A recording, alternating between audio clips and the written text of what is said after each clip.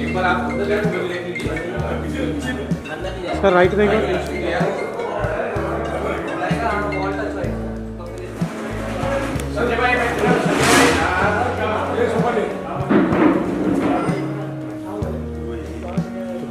Camera आएगा।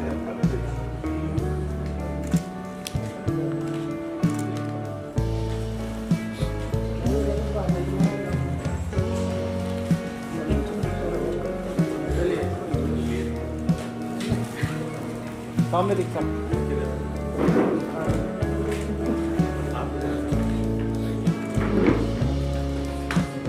Sir sir sir sir हाँ Mishra ji, Mishra ji done.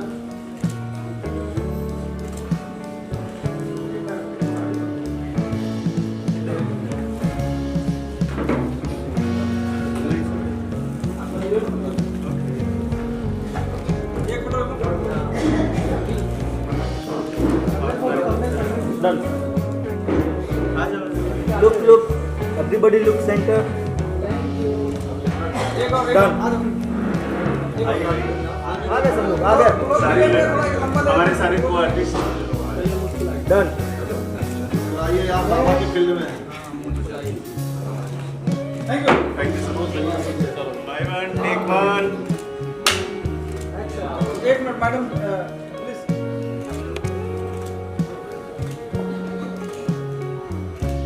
Done. Sanjay ji हमारे साथ रहने दो, न जाने किस गली में जिंदगी की शाम हो जाए। वाह वाह। जाएगा वेस्ट बंगाल रिलीज हुई थी, उसको लेकर बहुत सारी जो बातें थी और जो प्रॉब्लम्स थे बहुत सारे। तो एक समय ऐसा आ गया था कि मैं सोचा था कि मैं इस इंडस्ट्री से अलविदा बोल दूंगा, मेरे लिए जगह ठीक नहीं है। क्योंकि शायद आप लोगों ने पहली बार ऐसा सुना होगा कि किसी निर्देशक जो फिल्म बनाने वाला है उसकी जान पर बनाई। तो उन परिस्थितियों से निकलना मेरे लिए बहुत ही मुश्किल था, बहुत मुश्किल था। लेकिन मैं धन्यवाद देना चाहूँगा अपनी टीम को जिन्होंने मेरा हौसला बढ़ाया। मेरे साथ के आसपास के जितने भी लोग थे उन्होंने मुझे बहुत हेल्प किया। और मतलब मैं ऐसा लगा कि मैं रिटायरमेंट ले लेना चाहिए मुझे। तो अब थोड़ा सा हिम्मत किया हूँ कि मतलब इस फिल्म को मैं फिर से शुरू करूँ। प्लीज़ कैमरा बंद कर दीजिए।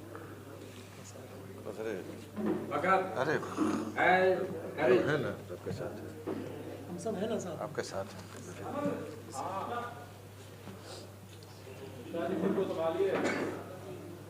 सर बहुत बहुत बधाई हो आपको। चलो सर, बहुत बहुत बधाई हो।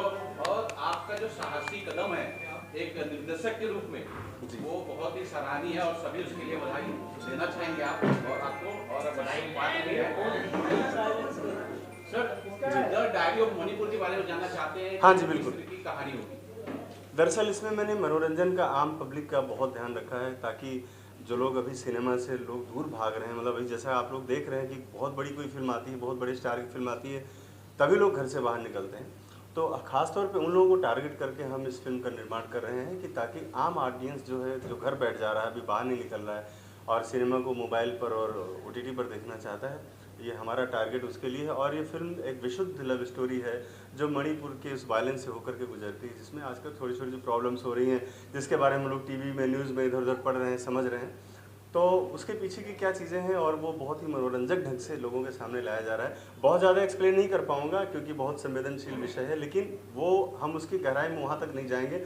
हमारा जो है मेन जो मुख्य लक्ष्य है वो है आम ऑडियंस, और एक बहुत ही स्वीट सी लव स्टोरी है इस फिल्म में।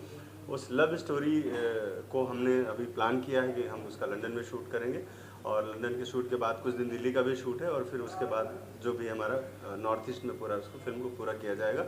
और मुझे उम्मीद है कि मतलब इस साल के मध्य तक मैं इस फिल्म को दर्शकों के सामने ले आ पाऊँगा, क्योंकि मेरा शूट जो है फरवरी फर्स्ट वीक से शुरू होने जा रहा है। फिल्म में मेरे साथ अमित राव जी हैं और एक अभिनेत्री है, अभी उनके साथ मेरा कुछ बातचीत चल रहा है, मतलब एक बड़ी अभिनेत्री भी हमें रखना है साथ में। और हमारे साथ मानसी गुलाटी जी हैं, जैसे मैंने आपको बताया कि आप एक मणिपुरी लीडर का रोल आप प्ले कर रही हैं और मेरे साथ को प्रोड्यूसर मेरे एक्शन डायरेक्टर यामिन खान साहब हैं। तो अभी चीज़ें हमारी इनिशियल स्टेज में हैं और मेरे ख्याल से हफ्ता 10 दिन में या 15 दिन में मैं पूरी टीम अपनी बना लूँगा, क्योंकि लगभग सभी लोगों से बातचीत मेरी हो रखी है। अब उसमें ये कि बहुत सारी चीज़ें होती कि भाई पेपर वर्क नहीं हुआ है तो मैं इनको शो ऑफ नहीं कर सकता। इसमें बहुत सारे अच्छे और बड़े अदाकार अभी आपके साथ फिल्म के साथ जुड़ने वाले हैं। सर आप क्या कुछ कहना चाहेंगे डायरीज ऑफ मणिपुर के बारे में? हाँ जी, सबसे पहले तो मैं अपना परिचय दे दूँ। मेरा नाम अमित राव है, गुरुग्राम में रहता हूँ और बचपन से ही मुझे अभिनय का शौक़ रहा है। स्कूल के दिनों में भी स्टेज पर काफ़ी प्लेज़ वगैरह किए हैं और हर साल अपने वहाँ जो हमारा क्लब है जो वहाँ पर रामलीला प्ले करता है उसमें भी हम हर साल पार्टिसिपेट करते हैं। तो ये शौक़ मेरा अभिनय का रहा। ये एक इच्छा थी कि मैं भी इसमें फिल्म इंडस्ट्री में एक बार आऊँ और इस प्रतिभा को यहाँ भी एक बार अपनी निखारूँ। तो हमारे कोच जिन्होंने हमें बचपन से ताइक्वांडो सिखाया, यामिन खान सर, ये इनसे मेरा बहुत अच्छा फैमिली की तरह ही नाता है। इन्होंने परिचय सनोज मिश्रा सर को दिया हमारा कि ऐसे ऐसे है कि अभिनय करता है, तो मिश्रा सर ने फिर हमको ये मौका दिया है। इसके लिए हम बड़े आभारी हैं इनके और बस अब आगे की यात्रा शुरू होगी हमारी। सर मैं तो यही कहना चाहूँगा, सनोज जी ने बहुत काफ़ी हिम्मत किया। आपने देखा कि सबसे पहले मैं अपना परिचय देता हूँ।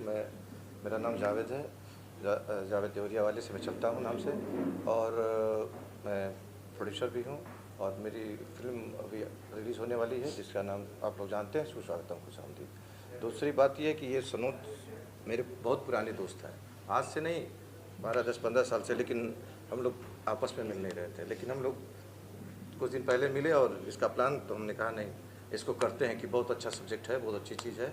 और ये आप लोग ये मत सोचिए कि हम लोग सरकार के खिलाफ चाहे किसी के खिलाफ, ऐसा कुछ नहीं है। हम लोग एक अच्छी फिल्म एक मनोरंजन के लिए बना रहे हैं और इसको चाहेंगे कि दर्शक, जो अभी सनोज जी ने कहा कि दर्शक घर से नहीं निकल रही है, तो हम लोग की पूरी कोशिश है कि उनको बाहर करने के लिए। दूसरी बात एक चीज़ और कहना चाहेंगे, आप लोग तो इनका परिचय सर खोल देता हूँ। ठीक है सर मैं तो और खिलने दो मुझे। ठीक है सर, सारी जी इसके लिए। हाँ जी, मणिपुर कई महीनों से जल रहा है। हाँ जी, जिसकी न्यूज़ में इतनी चर्चा जी, नहीं वही कहना नहीं चाह रहा, लेकिन जी। चल रहा है, दुनिया को पता है। हाँ जी। क्या इस फिल्म के अंदर हम उसकी झलक देखेंगे आपकी प्रेम कहानी के अंदर? हाँ बिल्कुल देखेंगे, और बहुत ही कह सकते हैं कि बहुत सटीक तरीके से, बहुत ही तथ्यात्मक तरीके से, मतलब जो चीज़ें हैं उनको मैं ज़रूर एक्सप्लेन करना चाहूँगा, क्योंकि मैं काफ़ी दिन से उस पर काम भी कर रहा हूँ। और क्यों ये, इसके पीछे वजह क्या है, इस पर मैं फोकस करना चाहूँगा कि आखिर वहाँ पर जो वायलेंस है वो थम क्यों नहीं रहा। तो हम लोग गुजरेंगे ज़रूर इसके बीच से, क्योंकि मणिपुर जाने का मतलब है कि मणिपुर के इश्यूज़ अगर नहीं आएंगे तो मतलब ही नहीं है। तो इश्यूज़ भी हैं, लेकिन उसके साथ साथ मनोरंजन का, जैसे आपने बताया, मैंने कहा, और ये फिक्शनल है। जैसे मैंने पिछली बार जो फिल्म बनाई थी उसमें था कि फिल्म मेरी पूरी तरह से किसी बहुत ही मजबूत कैरेक्टर से इंस्पायर्ड थी, उसी के आसपास थी, वो ट्रू स्टोरी थी। लेकिन ये हमारी पूरी तरह से फिक्शनल कहानी है और इस कहानी पर करीब हम लोग 8-9 साल से काम कर रहे थे, जो अब जाकर की चीज़ों को हम समेट पाएँ और इसको एक अच्छा फ्लेवर देकर लोगों के सामने लाने की कोशिश है। सर पिछले महीने जो हमने देखा, बहुत शारीरिक और मानसिक पीड़ा से आप गुजरे हुए हैं, जो आपकी फिल्म जी, क्या इस पर तैयार हैं? क्योंकि आप अगर सच्ची कहानी लेके आ रहे हैं, आप आईना दिखाने की कोशिश कर रहे हैं, तो फिर से वो वाकया होगा। देखिए, मुझे ये पता है कि मेरी स्वाभाविक मौत तो नहीं होगी, मैं तो मारा जाऊंगा कहीं ना कहीं, लेकिन इसके लिए मैं अपनी आवाज़ को दबा नहीं सकता, बंद नहीं कर सकता। जो बातें हैं, जो सिस्टम है, अगर कोई कहे कि गवर्नमेंट के खिलाफ है या फेवर में है, तो वो सारी चीज़ें अलग है, मैं उस इशू में नहीं जाना चाहता। मेरा मुख्य उद्देश्य है सिनेमा बनाना, और सिनेमा बनाते हुए अगर मुझे लगता है मुझे सच बोलना चाहिए तो मैं सच बोलूँगा। अब उसके लिए चाहे कोई मुझे मार दे या जो भी करे या प्रताड़ित करे, जैसे अभी पिछले दिनों में बहुत सारा मैं 2 साल तक झेला हूँ। एक सरकार से लड़ना एक छोटे से निर्देशक के लिए बहुत कितना पेनफुल था, वो मैंने अपनी ज़िंदगी में महसूस किया है, और आगे भी मैं इसके लिए तैयार हूँ, क्योंकि मैंने ये समझ लिया है कि मुझे पता चल गया है कि मेरी मौत स्वाभाविक नहीं है। जाहिर सी बात है कि फिर कुछ ना कुछ तो होगा मेरे साथ, लेकिन इसके लिए मैं रुकने वाला नहीं हूँ। ये सब आप लोगों की प्रेरणा से, आप सबका आशीर्वाद, इसलिए मैं आगे बढ़ता रहूँगा। बिल्कुल सर, मणिपुर में ये शूट होगा क्या? क्योंकि अभी तो मणिपुर जल रहा है, हाँ। कहानी मणिपुर की है जी। तो क्या ये शूट मणिपुर में होगी? अब बिना मणिपुर के तो फिल्म कंप्लीट नहीं हो सकती है, लिहाजा फिल्म तो मणिपुर में ही शूट होगी और होगी अपने तरीके से, जिस तरह से हम चाहते हैं वैसे उसी तरीके से फिल्म बनेगी वहाँ। हम कहीं पर मणिपुर क्रिएट नहीं करने वाले कि हम जाके अलग कहीं क्रिएट कर ले और बता दें कि ऐसा है, जैसे आमतौर पे लोग करते हैं। तो वो उतना जज्बा, उतना मादा रखता हूँ, तभी इस फील्ड में आप लोगों के बीच में हूँ। और मैं फिल्म बना के, नाच गाना दिखा के, कैबरे और दुनिया भर का करके अपने युवाओं को भ्रमित करने वाली फिल्में, या जैसे बहुत से वामपंथी लोग बैठे हुए हैं, अनुभव सिन्हा जैसे लोग जो इस तरह से एजेंडा चलाते हैं वामपंथियों का, मैं वैसा नहीं हूँ। मैं फैक्ट्स पे काम करता हूँ और खुलेआम मंच से बोलता हूँ, दावे के साथ बोलता हूँ, और वो दावा हमेशा मेरा मजबूत रहेगा और आगे बढ़ता रहेगा। सॉरी, रिसर्च देखिए, हम जैसे कि पहले भी मैंने आपको बताया, मेरी पहले की जो फिल्में रही हैं, तो लोग क्या है, गूगल पे बैठ के सर्च कर लेते हैं, यूट्यूब पे देख करके माइंड सेट कर लेते हैं, अच्छा ऐसा हुआ होगा। उसके पीछे ये जानने की कोशिश नहीं करते कि भाई यूट्यूब वाला कोई भगवान है क्या, या कैसे वो सारी बातें यहाँ पे रख रहा है। वो भी कहीं से काल्पनिक चीज़ें बता सकता है, तो आप उसको माइंड में नहीं बिठा सकते। तो मैं तो ग्राउंड लेवल पर काम करने वाला आदमी हूँ। बंगाल डायरी भी थी मेरी, तो उसमें मैंने सारे ह्यूमन राइट्स से मेरे सारे डॉक्यूमेंट्स निकाले, मैंने माननीय न्यायालय से बहुत सारे डॉक्यूमेंट्स कॉपी निकलवाई, उसके आधार पे मैं आगे बढ़ा था। और ग्राउंड लेवल पर जाकर मैंने काम किया, जहाँ से सारी जो गतिविधियाँ होती हैं विदेशी, उन पर जाकर मैंने काम किया। तो सेम वही कंडीशन इधर भी है, मेरा रिसर्च चल रहा है, लेकिन बहुत ज़्यादा लंबा नहीं हुआ है रिसर्च। ये कुछ मैं फिल्म, मेरी जो फिल्म पहले रिलीज़ होने वाली थी, उसके करीब 2-4 महीने पहले से मैंने शुरू किया था। बीच में मैं 4 महीने तक मेरा जो माइंड काम नहीं कर रहा था, मैं काम करने की स्थिति में नहीं था, लेकिन अब फिर से मैं वापस रिचार्ज होकर के आया हूँ, और पिछले 1 महीने से मैं फिर लगा हुआ हूँ, और जल्दी ही आप लोगों के सामने आऊँगा। जो ट्रू इवेंट्स पे मूवीज बनती हैं, जी, चैलेंजिंग होती है, इससे कोई इनकार नहीं करता, खुद आप इसके एविडेंस हैं, जी, क्या चैलेंजेस होते हैं।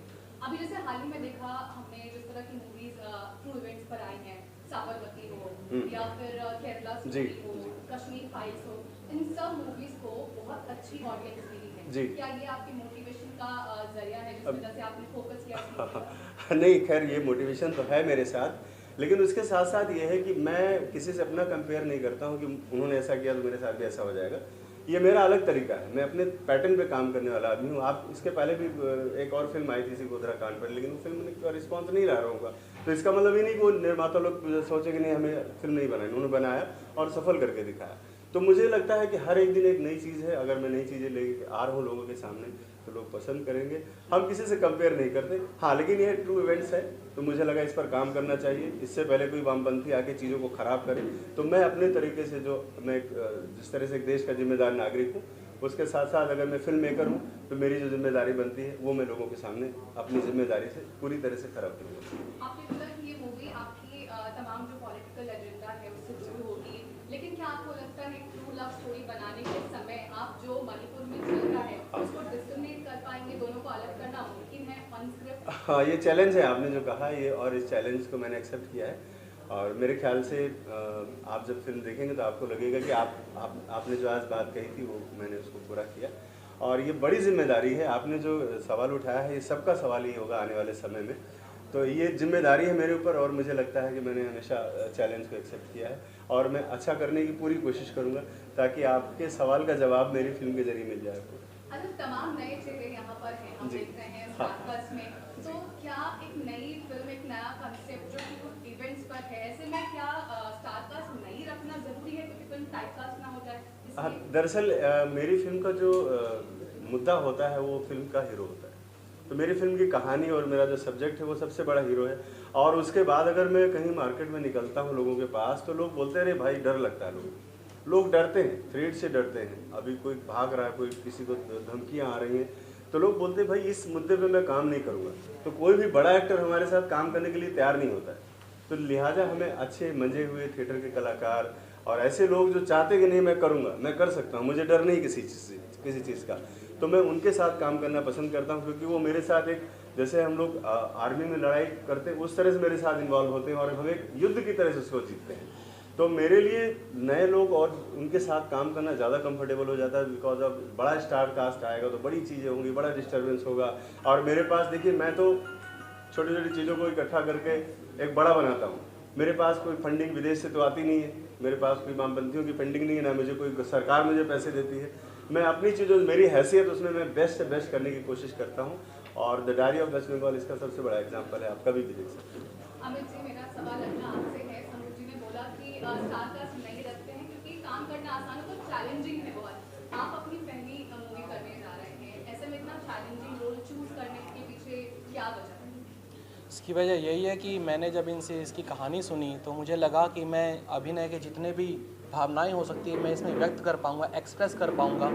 मेरा जो मेन वो था कि स्टोरी तो नो डाउट बहुत ही अच्छी है और बहुत चैलेंजिंग है। अपने आप को चूँकि मैं पहली बार पेश कर रहा हूँ तो उसमें मुझे अपने लिए काफ़ी संभावनाएं दिखी इसमें। और साथ ही साथ फिल्म का जो ये टाइटल है, जो मैटर है, जो ये भी बहुत ही ज़्यादा ही मैसेज देने वाला है। और अभी तो मतलब इतना ही मेरे को इस कारण से बस मैं इसमें मूवी में जुड़ा हूँ। मैडम जी, सवाल को मैं आगे बढ़ाना चाहता हूँ कि भाई जब हम करियर की शुरुआत करते हैं तो चाहते हैं कि कुछ ऐसा लैंडमार्क हो, कुछ ऐसी बड़ी चीज़ हो जो हमारे लिए ताउम्र यादगार है। आपने शुरुआत ही सरोज मिश्रा जी के साथ की है। पिछली इनकी सारी फिल्में आप उठा के जब देखते हैं तो इनके खिलाफ कई सारे FIR हैं। ये भाई साहब कुछ सिक्योरिटी में घूमते हैं, इन्हें सुरक्षा दी जाती है। पिछली बार इतनी फिल्म से परेशान हो गए थे कि ये गायब हो गए थे और नेशनल मीडिया में सुर्खियां बनी। ऐसे डायरेक्टर के साथ करियर की शुरुआत करना सही फैसला है? देखो, जीवन में किसके साथ क्या होना है आगे सब कुछ, मेरा तो ऐसा मानना निजी विश्वास है कि इस प्रकार अगर डर के जिएंगे तो हम कुछ नहीं कर पाएंगे। मुझे अवसर मिला, मुझे कहानी अच्छी लगी और इनका भाग्य इनके साथ है, मेरा भाग्य इनके साथ है, ईश्वर सबके साथ है। मैं आस्तिक विश्वास भी रखता हूँ, तो मुझे कोई भय नहीं किसी प्रकार का। मैं अच्छे से इस मूवी को करना चाहता हूँ और बहुत बढ़िया तरीके से काम होगा। कोई ऐसा लेकिन जब FIR होती है तो एक के नाम नहीं होती, 2-3 के नाम होती है। तो जो चिंता भविष्य में होने वाली है उसके लिए मैं अभी से क्यों परेशान हूँ? तो आगे सनोज जी सर। बार जब आपने पेन उठाई डायरी लिखने के लिए वेस्ट बंगाल पश्चिम बंगाल तब आपके खिलाफ FIR में नाम लिखा गया। आपको पुलिस ढूंढ रही थी, आप एक तरह से कानून के शिकंजे में फंस रहे थे। उसके बाद बहुत सारी चीजें हुई। आपको डर नहीं लगता? आप खतरों के खिलाड़ी बन चुके हैं, फिर से एक बार आपने पेन निकाली है डायरी लिखने के लिए मणिपुर, और मैं दावे के साथ कह सकता हूँ कि इस बार आपने फिर से एक बार आग में हाथ डालने की कोशिश की है। सर एक्चुअल में मुझे जब लगा कि नहीं चलो अच्छा, सब लोगों ने जिस तरह से मुझे मोटिवेट किया कि मुझे काम करना चाहिए फिर से, तो वही दारू, ड्रग्स और क्लब पब ये सब चीज़ें मेरे दिमाग में आती नहीं कभी। मुझे पता नहीं क्यों समझ में नहीं आता। मुझे लगता है कि हम समाज को गलत दिशा दे रहे हैं। और जो डायरी जो मैंने उठाई है तो मुझे लगा कि देश के उस विषय पर मैं बात करने जा रहा हूँ जिस पर लोग बात करने से घबराते हैं। तो सिनेमा में कम से कम यही तो खाली नहीं होना चाहिए कि नाच गाना, और जो जिस तरह से बॉलीवुड बदनाम है तो बदनामी का हिस्सा तो मैं नहीं बनना चाहता। इसलिए मैं अकेला चलता हूँ, एकला चलोरे वाले सिस्टम में हूँ। और मैंने जैसे आपको पहले भी कहा है कि मेरी मौत स्वाभाविक नहीं है, किसी दिन वीर गति होगी और उसके लिए मुझे कोई अफसोस भी नहीं होगा, क्योंकि मैंने पता है कि जीवन मेरा नश्वर है, आज नहीं कल तो जाना ही है। लिहाजा मैं कुछ बड़ा काम करके जाऊँ, बस मेरा ये है। सर, आप तो अपने बारे में सोच रहे हैं, लेकिन आप अपनी धर्मपत्नी के बारे में भी सोचिए। जब आप पिछली बार गायब हुए थे, जब आपका आता पता लापता था, मैंने उनसे फोन पर बात की थी, शायद मेरे पास कॉल में रिकॉर्डिंग भी होगी। रो रही थी, वो परेशान थी और कह रही थी कि मेरे पति का पता नहीं क्या हुआ, वो घर से निकले एयरपोर्ट के लिए और बंगाल से वो गायब हो गए। जरा परिवार के बारे में सोचिए, उनके लिए कम से कम चिंताएं कीजिए। सर देखिए, परिवार तो मेरा पूरा देश है, तो मुझे पूरे देश की चिंता है। जब थोड़ा सा आप बड़ा कभी सोचते हैं ना, तो घर परिवार, चौका चूल्हा, गैस सिलेंडर से ऊपर उठकर थोड़ा सोचना चाहिए। तो मैंने भी थोड़ा सा अपनी सोच को बड़ा किया है। मुझे लगता है पूरा देश मेरा परिवार है। अगर कहीं से कुछ तकलीफ है, किसी को दुख है, मेरा परिवार जी रहा है, वो जीता रहेगा। और किसी के रहने और ना रहने से कुछ ख़त्म नहीं होता है, किसी के मरने जीने से कोई सिस्टम बदलता नहीं है, सब दुनिया ऐसी ही चलती रहती है। लिहाजा आपका जो कैलकुलेशन होगा, आपका जो जाना जाएगा, आपको खाली आपके कर्मों की वजह से जाना जाएगा। और इंसानी कमजोरियाँ होती हैं फैमिली में, परिवार है, माँ बाप हैं, बच्चे हैं, सब चीज़ें हैं। उसके साथ साथ देश भी है। तो मुझे लगता है कि देश सर्वोपरि है और परिवार चलता रहेगा मेरे ना रहने के बाद भी उसी तरीके से चलेगा। अमित जी से सवाल है। अमित जी, आप मुझे जो जानकारी मिली है आपके बारे में, आप बॉलीवुड के एक बड़े एक्टर राजकुमार जी के भाई हैं, राजकुमार राव साहब के भाई हैं। क्या उन्हें ये बात पता है कि आप ऐसी किसी विवादास्पद फिल्म का किसी कंट्रोवर्शियल डायरेक्टर के साथ काम करने वाले हैं और कहीं न कहीं इस चीज का असर शायद उनके करियर पर भी हो? आपने इस फिल्म को करने से पहले क्या उन्हें कंसल्ट किया था, कोई बातचीत की आपकी? देखिए, हम जॉइंट फैमिली में रहते हैं। हम सिर्फ 2 भाई नहीं, हम 4 भाई हैं। एक डेंटिस्ट है, एक डीलर है और एक एक्टर है, और एक अब मैं भी इसमें पदार्पण करने जा रहा हूँ। मैं कभी भी ऐसा नहीं करता कि एक ही भाई को साथ लेके चलूँ, पूरी फैमिली को लेके चलता हूँ। सबसे मैंने कंसल्ट किया है और उन्होंने कहा है कि आप इसको ज़रूर आगे बढ़ो और करो। बाकी अगर फैमिली की बात करनी है तो विशेष समय निकालेंगे आपके साथ अच्छे से, कोई दिक्कत नहीं। अभी इस मूवी पर रहते हैं क्योंकि मेरा फोकस अभी इस मूवी पर ही, अपने पहले प्रोजेक्ट पर है। अमित जी, आपका नाम आए राव सुनकर सबके दिमाग में घंटी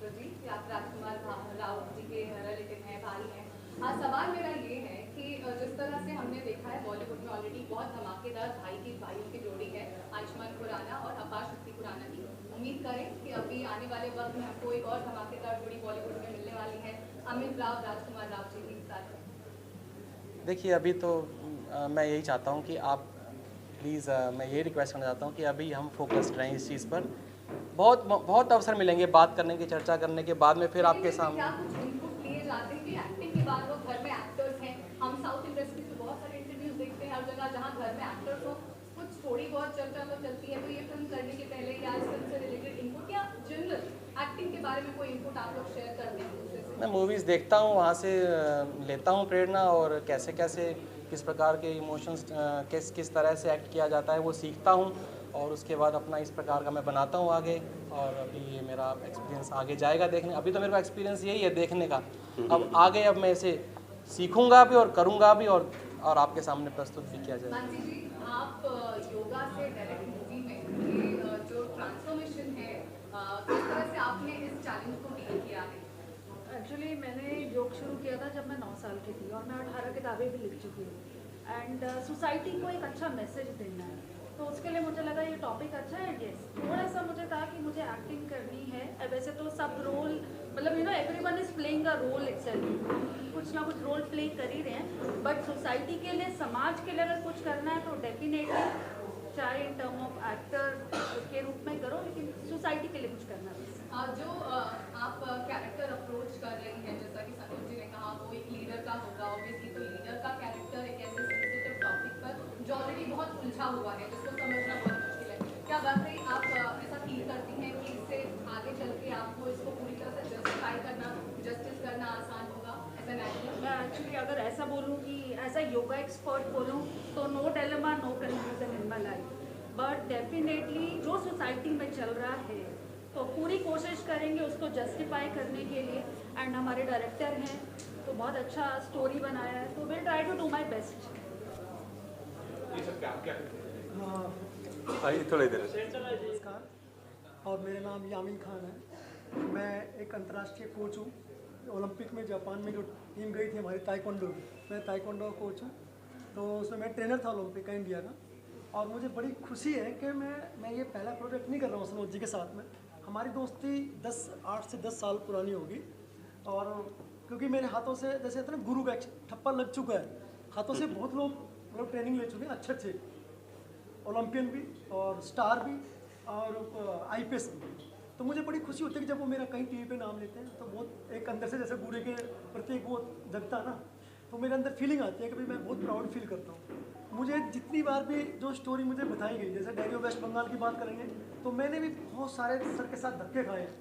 धक्के अब समझ गए ना, मैं एक देसी लैंग्वेज में बोल रहा हूँ कि धक्के खाए, अच्छे वाले धक्के खाए हैं, लेकिन इन्होंने वो हार नहीं मानी और मैंने फिर इनका साथ नहीं छोड़ा। क्योंकि ऐसे ही हम एक फाइटर है, हम रिंग में लड़ते हैं, हम खेलते खेलते अगर हमारा हाथ पैर भी टूटता है, हम लास्ट में भी लड़ते हैं कि आखिरी के 1 सेकंड हम उसको नॉकआउट मार देंगे और वो हम जीत जाएंगे। तो वही चीज़ को मैं रखते हुए इस इंडस्ट्री की तरफ ऐसे इंसान के साथ जुड़ा जिन्होंने, मैं अपनी आंखों से देखा कुछ चीज़ें, तो मुझे बड़ी खुशी होती कि मैं उसका पार्ट बना डैडी ऑफ वेस्ट बंगाल का। और सबसे पहले जो काशी टू कश्मीर, वो भी किसी कारण वो नहीं आ रही, लेकिन उसका भी मुझे पार्ट बनाया गया था।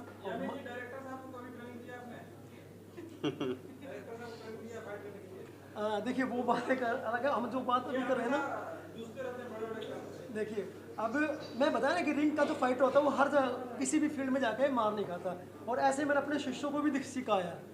और शिष्यों की बात करेंगे तो बहुत बड़े बड़े अच्छे वो लोग हैं जो ओलंपियन के ऊपर, मैं समझता हूँ कि उसके ऊपर तो कुछ होता ही नहीं है, तो मैं वहाँ तक सीमित हूँ, बड़ा अच्छा लगता है। और इसमें जो मेरा भी किरदार जो भी होगा, क्योंकि एक्शन का नाम लिया, क्योंकि हम फाइटर हो तो एक्शनों में थोड़ा काम करेंगे, तो एक्शन में अपना बेस्ट दूंगा। और मेरे को फिल्म इंडस्ट्री में लाने वाले सनोज मिश्रा जी हैं, नहीं तो मैं एक स्पोर्ट्स मैन रहा हूँ सिंपल, लेकिन हाँ आप लोगों का आशीर्वाद, क्योंकि मैं एक छोटी सी फैमिली से रहा, आप लोगों ने मुझे उठाया, मीडिया ने मुझे बहुत अच्छी तरह से उठाया, क्योंकि छुपे होते गाँव में खिलाड़ी, चाहे वो ओलंपियन हो, उनका भी जब तक आप लोग नहीं साथ देंगे ना, उनको कोई पहचानता नहीं है। तो आप लोगों ने हम लोगों को भी उठाया, और बिना मीडिया के कोई फिल्म हो या कोई राजनीति हो, मैं समझता हूँ, या कोई स्पोर्ट्स हो, मुझे लगता है कि वो संपूर्ण नहीं है। आप लोगों का बहुत बहुत धन्यवाद।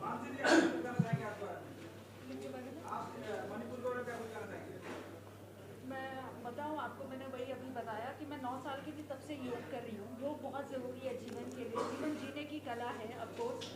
एंड ये जो टॉपिक है वो इतना हमें पता है जो हमारी कंट्री में हो रहा है। एंड धीरे धीरे करके मैं सनोज जी को भी बहुत तहे दिल से बधाई देना चाहूँगी कि उन्होंने इस टॉपिक के ऊपर मूवी बना रहे हैं, स्टोरी बना रहे हैं। तो डेफिनेटली सोसाइटी के साथ हमें काम करना चाहिए। तो मेरा तो पूरी तरह इनका मतलब लाइक सपोर्ट रहेगा और मैं चाहूँगी आप लोग भी तहे दिल से सपोर्ट करिए।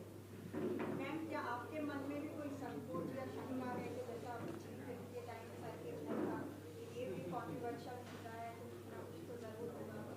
इतना सोचना नहीं चाहिए ना लाइफ में।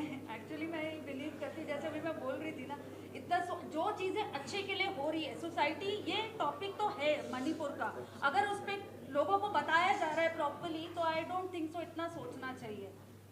अभी तो हर चीज़ के ऊपर मीन्स जो भी हमारी कंट्री में या जो भी प्रोग्रेस हो रही है, जो चीज़ें उस पर दिखाना भी चाहिए, जो भी, तो इतना नहीं सोचना चाहिए। अब केरला वाला भी अगर आप देखो तो बहुत सेंसिटिव टॉपिक था, लेकिन अगर उसको कोई दिखाता नहीं तो लोगों को कैसे पूरी तरह पता लगता। तो आई डोंट थिंक सो जो ये कर रहे हैं बहुत अच्छा काम कर रहे हैं, we have to support him. जी मैम, आप क्या बोलना? मैं तो सबसे पहले सनोज जी को ऑल द बेस्ट कहना चाहती हूँ इस फिल्म के लिए। और सनोज जी को मैं ये डायरेक्टर नहीं बोलूँगी, मैं बोलूँगी ये एक योद्धा है जो इंडस्ट्री में इस तरीके का फिल्म को लेके आने का हिम्मत जुटा के कर रहे हैं। एक के बाद एक फिल्में जो वो बनाते हुए जा रहे हैं। मैं इनको काफ़ी सालों से जानती हूँ, इनका मेरा काफ़ी सालों पुराना रिश्ते हैं, लेकिन काम हम लोग कभी कर नहीं पाए, लेकिन शायद हम लोग इस बार हुए, तो वो तो गॉड के ऊपर है।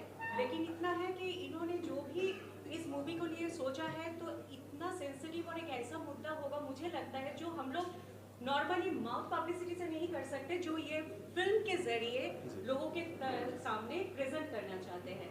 तो मैं इसके लिए सनोज जी को ऑल द बेस्ट करूँगी कि डायरी ऑफ द मणिपुर बहुत अच्छा जाए, क्योंकि इन्होंने जो मुद्दा उठाए हैं वो बहुत सेंसिटिव है। मणिपुर मतलब सेंसिटिव है, अभी भी सेम सिचुएशन चल रहा है, तो ये तो योद्धा है। और लाइफ में हमेशा किक की ज़रूरत होती है।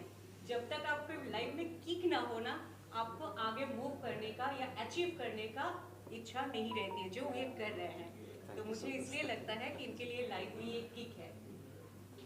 Thank you. सबसे पहले मैं ये, हाँ जी सर, महमूद भाई इधर आइए। महमूद भाई आप आइए। हाँ, मेन आदमी को तो सबसे पहले मैं बधाई दूंगा सनोज जी को और पूरी टीम को कि इस तरीके के मुद्दे पर फिल्म बनाना आसान नहीं है। एज एन फिल्म मेकर मैं भी जानता हूँ कि कितनी तकलीफ होती है, और सनोज जी तो खुद भोगी है जो उन्होंने पिछले और उसके बाद हिम्मत करके ये बना रहे हैं। तो सल्यूट टू हिम फर्स्ट, और हम सबको अप्रिशिएट करना चाहिए। मैं यहाँ पे हूँ क्योंकि सनोज जी से हमारी जब मुलाकात हुई और उन्होंने कहा इस मुद्दे पे फिल्म बना रहे हैं, तो मुझे लगता है कि बहुत बड़ी चीज़ होती है कि एक फ़िल्म बनने के बाद लोगों तक पहुँचे। तो मैं यहाँ पे हूँ, मैंने इनसे वादा किया हूँ कि as an distributor of the film मैं जहाँ तक हो सकेगा इसको इंटरनेशनली वर्ल्ड वाइड पहुँचाने की कोशिश करूँगा। एक अच्छी मार्केटिंग पार्टनरशिप में उनके साथ आके इस फिल्म को, क्योंकि मेरा अपना OTT है, मेरा अपना डिस्ट्रीब्यूशन हाउस है, म्यूज़िक कंपनी है, तो मैंने सनोज जी को कहा कि जहाँ आप रुकोगे वहाँ से हम शुरू होंगे। आप बेधड़क अच्छी फिल्म बनाइए, जहाँ रिलीज़ करने की बारी आएंगे हम आपके साथ हैं। वाह, thank you. So welcome all of you. Thank you very much for coming over here to cover this conference. मैं सबसे पहले सनोज जी को बधाई देना चाहता हूँ कि वो इतने बड़े बड़े कदम उठाते हैं, बहुत ही डेयरिंग, और उनके साथ जो कुछ भी वारदातें हुई हैं उसके बारे में आप सब जानते हैं, आप उसके साक्षी हैं, और हम उनके करीब रहते हुए उस चीज़ को महसूस करते रहे। उस दर्द को हमने महसूस करने की कोशिश की, चाहे इनका अपना दर्द हो, चाहे इनकी टीम के लोगों का दर्द हो, चाहे इनके परिवार का दर्द हो, वो सब हम लोगों ने साथ भुगता है और साथ साथ उसको महसूस किया है। मैं सनोज जी को एक डायरेक्टर से बेहतर एक टीम लीडर के रूप में जानना चाहता हूँ। Is very dare team leader, और हम जैसे जो हम हैं उम्र दराज हैं, लेकिन हमने फिल्मों में रोल नहीं किया था। लेकिन सनोज जी के साथ जब हम पहली बार, इन्होंने गजनवी फिल्म बनाई थी, उसने मुझे 3 गुंडे तस्कर बेटों के बाप का रोल दिया था। और जब कभी मैं उसमें कुछ कोताही कर रहा था तो इन्होंने मुझे डांटा भी और फटकारा भी, और मुझे अच्छा लगा कि एक डायरेक्टर के रूप में ये जैसा व्यवहार टीम के साथ करते हैं, बड़े प्यार से, बड़ी मोहब्बत से टीम को आगे ले जाने का मादा इनके अंदर है। और मैं और ज़्यादा क्या कहूँ आपके बारे में। अरे सर मत कुछ। ऐसा होता है कभी कभी कि जो शख्स इतना करीब होता है, अगर उसकी तारीफ़ की जाए तो ऐसा महसूस होता है कि हम खुद अपनी तारीफ़ कर रहे हैं। एग्जैक्टली, बस। Thank you very much. सबसे पहले आप सभी लोगों को मैं प्रणाम करता हूं, अभिनंदन करता हूं। मैं पप्पू यादव और हमारे मित्र सनोज मिश्रा जी ये फिल्म बना रहे हैं। बड़े सौभाग्य की बात है कि भैया जो भी लेके आते हैं बहुत अच्छी फिल्में लेके आते हैं। जैसा कि आप लोग देख रहे होंगे, Manipur, the diary of Manipur, हमेशा विवाद में रहते हैं भैया, और मैं भैया को शुभकामना देता हूं कि भैया ऐसे ही लगातार दिन दूना रात चौगुना आगे बढ़े।